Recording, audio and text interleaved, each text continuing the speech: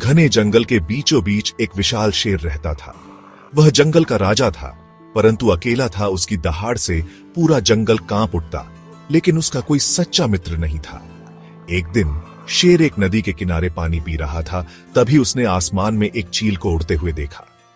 चील बड़ी ही तेज और शक्तिशाली थी।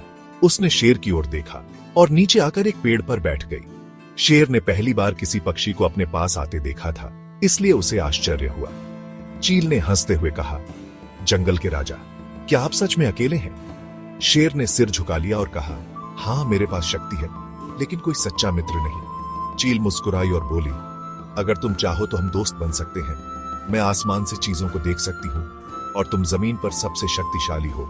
हम एक दूसरे की मदद कर सकते हैं। शेर को यह प्रस्ताव पसंद आया। धीरे धीरे दोनों में दोस्ती हो गई। चील आसमान से शेर के लिए शिकार ढूंढती और शेर जरूरत पड़ने पर चील की रक्षा करता। एक दिन जंगल में शिकारी आए। उन्होंने शेर को पकड़ने के लिए जाल बिछाया।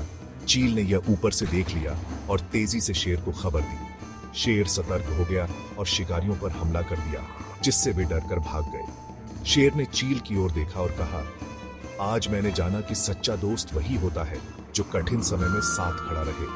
इसके बाद उनकी दोस्ती और गहरी हो गई। शेर और चील ने मिलकर जंगल को सुरक्षित बनाया और हमेशा के लिए सच्चे मित्र बन गए। शिक्षा सच्ची दोस्ती ताकत या रूप से नहीं, बल्कि आपसी समझ और भरोसे से बनती है।